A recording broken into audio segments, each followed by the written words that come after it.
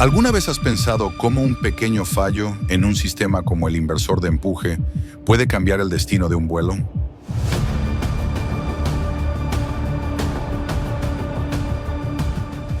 La mañana del 31 de octubre de 1996, en un aeropuerto concurrido en el corazón de São Paulo, Brasil, comenzó la historia. Un Fokker 100, recién pintado y con un aspecto impecable, enfrentó advertencias extrañas y problemas inesperados justo después de despegar.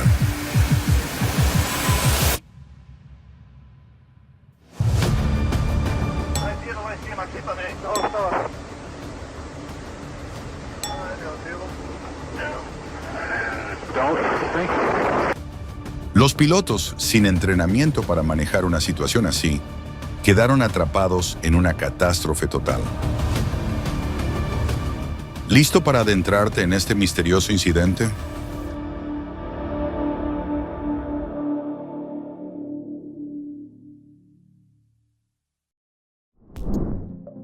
El aeropuerto de Congonhas, en São Paulo, es el lugar donde ocurrió este accidente. Este aeropuerto está justo en medio de São Paulo, una de las ciudades más grandes del mundo, y maneja más de 10 millones de pasajeros al año, lo que lo convierte en uno de los aeropuertos más concurridos de Brasil. Lo curioso de Congonhas es que, a pesar de todo este tráfico, es un aeropuerto bastante pequeño. Sus pistas son famosas por su corta longitud, lo que las hace un desafío para los pilotos. Con los años, el crecimiento urbano alrededor del aeropuerto ha dejado muy poco espacio para su expansión. Por esta razón, Congonhas es más bien un aeropuerto regional que uno internacional. De hecho, al norte de la ciudad, hay un aeropuerto mucho más grande que se encarga del tráfico internacional. Aún así, en términos de tamaño, al menos para el avión del que vamos a hablar hoy, el Fokker 100, Congonhas era un lugar adecuado. El Fokker 100, un avión de fabricación neerlandesa, era una pieza clave en la flota de TAM, que en ese momento era una de las aerolíneas más grandes de Brasil, solo detrás de Varig. La compañía contaba con 51 aviones de este modelo, que habían sido incorporados en 1990 para reforzar sus rutas regionales. Este avión era una versión modernizada del Fokker 28, un modelo más antiguo con sus propios desafíos. Pero si nos ponemos a explorar la historia de Fokker, nos metemos en un laberinto sin salida. Así que mejor dejamos ese tema para otro momento. En Europa, el Fokker 100 tuvo bastante éxito, y hasta finales de los años 90, cuando el fabricante neerlandés cerró, se habían producido 283 unidades. El avión de nuestra historia acababa de recibir una nueva y llamativa pintura. ¿El motivo? TAM había sido reconocida como la mejor aerolínea regional por la revista Transporte Aéreo Mundial, y para celebrarlo, el fuselaje llevaba un diseño especial promocionando este logro. En la mañana del 31 de octubre de 1996, este avión tenía programado un vuelo entre São Paulo y Recife, con una escala en Río de Janeiro. La primera parte del trayecto, el tramo entre São Paulo y Río, era una de las rutas aéreas más transitadas, no solo en Brasil, sino en todo el mundo. Durante las horas pico, había múltiples vuelos cada hora entre estas dos ciudades. Para la tripulación, sin embargo, todo parecía un día normal. El capitán, de 35 años, tenía bastante experiencia con el Fokker 100, acumulando más de 9.000 horas de vuelo, de las cuales aproximadamente 3.000 eran con este modelo. Su copiloto, un primer oficial de 27 años, era más joven y menos experimentado, y según algunas fuentes, llevaba apenas una semana volando en la cabina del Fokker 100. Aún así, tenía más de 4.000 horas de vuelo en su historial, por lo que ya contaba con una base sólida. En el vuelo 402, había 89 pasajeros, 4 tripulantes de cabina y 2 pilotos, sumando un total de 95 personas a bordo. Después de abandonar la puerta de embarque, el Fokker rodó hacia el norte del aeropuerto para despegar desde la pista sur, la 17 derecha. Justo después de despegar, el vuelo 402 debía pasar sobre el barrio de Jabaquara, en São Paulo. A las 8:26 de la mañana, recibió autorización para el despegue. Brasil es bastante transparente en la publicación de grabaciones de la cabina de vuelo tras accidentes aéreos. Hoy contamos con el audio del cockpit de este vuelo extremadamente corto. Por eso, la mejor manera de analizar este accidente es revisar paso a paso la fase de ascenso y descubrir qué sucedió exactamente y qué desencadenó esta tragedia.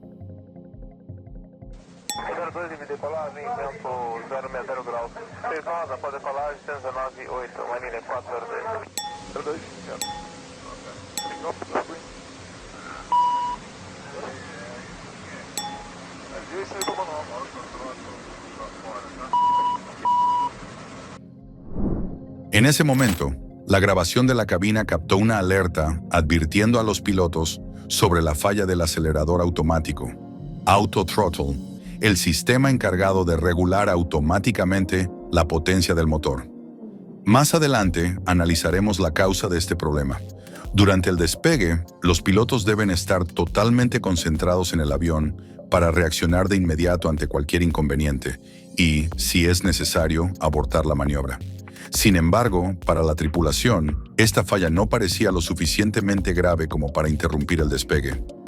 El único impacto de este problema era que los pilotos tendrían que gestionar manualmente la potencia de los motores.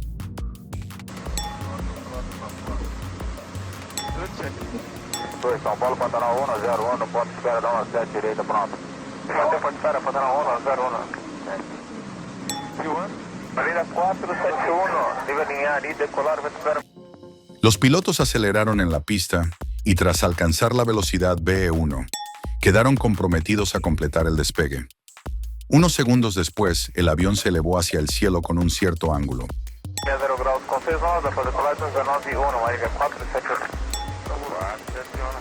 Casi de inmediato, cuando el avión alcanzó menos de 100 pies de altitud, los pilotos se dieron cuenta de que algo no estaba funcionando bien. Pero para entender exactamente qué ocurrió, primero debemos ver qué estaba pasando en la parte trasera del avión. El Fokker 100, como muchos aviones regionales, tiene sus motores montados en la parte trasera del fuselaje, cerca de la cola. En este caso, uno de los sensores encargados de controlar la apertura y cierre del sistema de empuje inverso del motor derecho había fallado y en ocasiones enviaba señales erróneas. Esto provocó que el inversor de empuje se activara en un momento en el que no debía hacerlo. El sistema de empuje inverso del Fokker 100 era del tipo concha, similar al utilizado en los DC-9 y MD-80. En este diseño, dos compuertas grandes situadas en la parte trasera de los motores se abren para redirigir el empuje hacia adelante y reducir la velocidad del avión al aterrizar. Como es evidente, este sistema nunca debería activarse en pleno vuelo, ya que puede alterar drásticamente la aerodinámica del avión y comprometer su estabilidad. Un ejemplo trágico de este tipo de fallo ocurrió en 1991, cuando el vuelo número 4 de Laudair sufrió un accidente poco después de despegar de Bangkok debido a la activación involuntaria del empuje inverso. Esta catástrofe cobró la vida de 223 personas y dejó en claro lo peligroso que puede ser este tipo de problema. Pero, ¿qué hace que esta situación sea tan peligrosa? Si un motor sigue funcionando con normalidad mientras el otro genera empuje inverso, el avión sufre una fuerte guiñada, lo que dificulta enormemente su control y puede llevar a una pérdida total de estabilidad. Para evitar esto, el sistema de empuje inverso solo debe activarse cuando se cumplan ciertas condiciones de seguridad. En aviones como el Fokker 100, hay sensores diseñados para detectar el peso y la orientación de las ruedas y asegurarse de que el sistema solo funcione cuando el avión está en tierra. Sin embargo, en este vuelo, esos sensores fallaron y enviaron una señal errónea al motor número 2, activando el empuje inverso en pleno ascenso. Al principio, las compuertas se abrieron y cerraron momentáneamente, pero poco después volvieron a abrirse y esta vez quedaron bloqueadas en posición activa.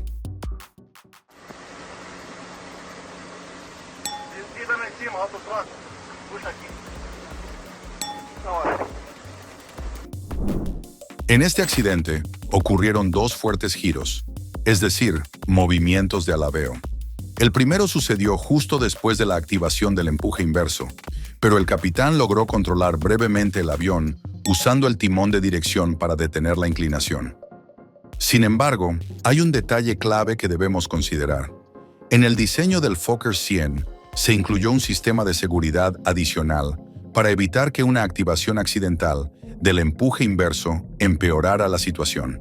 Si esto ocurría, el sistema reducía automáticamente la potencia del motor al mínimo sin que los pilotos tuvieran que intervenir. Este mecanismo de protección fue lo que deshabilitó el control de la potencia del motor a través del acelerador automático, lo que explica las alertas que escuchamos durante el ascenso. Esto confirma que el sensor defectuoso activó el empuje inverso mientras el avión aún estaba en el aire. Lo curioso es que en la grabación de la cabina, los pilotos nunca mencionaron la activación del empuje inverso en el motor número 2. En su lugar, parecían convencidos de que el problema era del acelerador automático, ya que las alertas indicaban precisamente eso. Esta confusión quedó en evidencia y les impidió reaccionar a tiempo. Pero la situación pasó de mala a mucho peor. Como los pilotos pensaban que la falla estaba en el acelerador automático, cuando vieron que la potencia del motor número 2 se reducía a marcha mínima, el primer oficial la volvió a aumentar al máximo.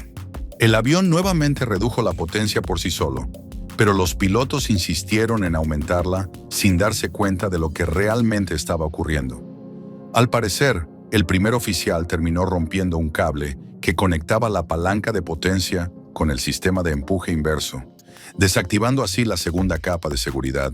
Esto provocó un conflicto entre el sistema del avión y el piloto. Mientras el sistema intentaba reducir la potencia, el primer oficial intentaba aumentarla. Como resultado, el cable se desprendió y el motor quedó atascado en potencia máxima. Finalmente, cuando las compuertas del empuje inverso se abrieron por completo, el motor recibió el máximo empuje, lo que causó el segundo giro y un fuerte alabeo que los pilotos ya no pudieron controlar. El vuelo 402 se inclinó bruscamente hacia la derecha y la nariz del avión cayó por debajo del horizonte.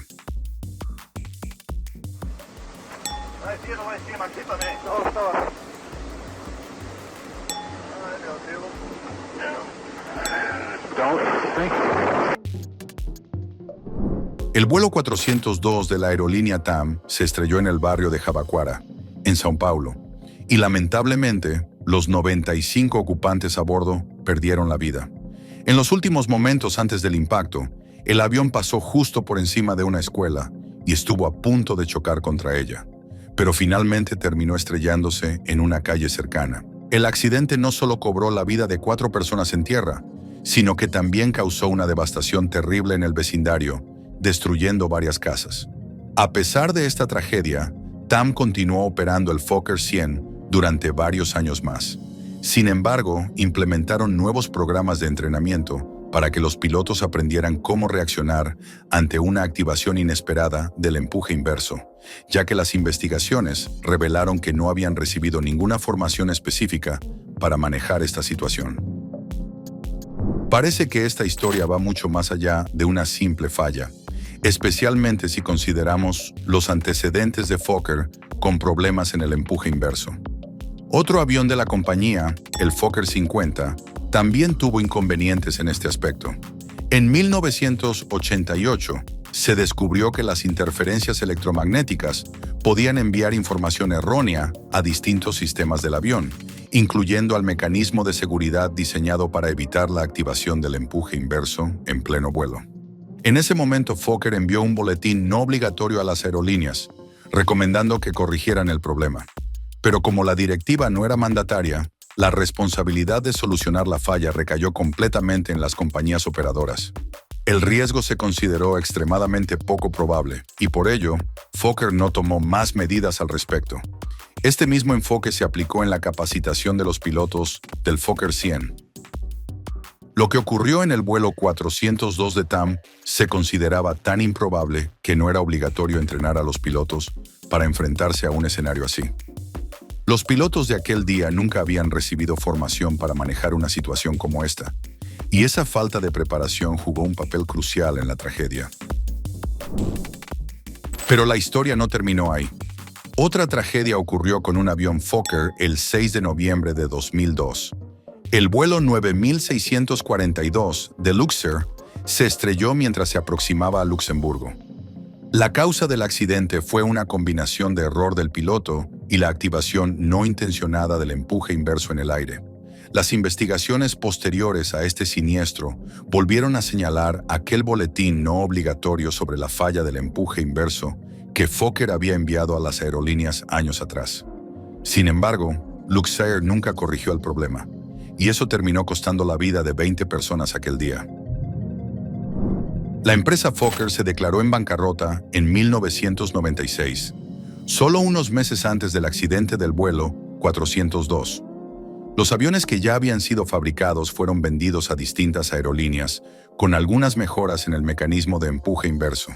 Aunque el Fokker 100 siguió operando en distintas partes del mundo durante varios años, poco a poco fue retirado de Europa y Estados Unidos. Curiosamente, hoy en día, la mayoría de los Fokker 100 que aún están en servicio se encuentran en Australia. Pero la historia de Fokker no ha terminado. En futuros episodios hablaremos más sobre esta compañía neerlandesa y el destino de sus aviones. Llegamos a la sección de curiosidades y ahora es su turno. ¿Cuál ha sido su experiencia con vuelos nacionales en un Fokker 100? Cuéntenos en los comentarios. Gracias por ver este video. Nos vemos en el próximo episodio. Que tengan un excelente día.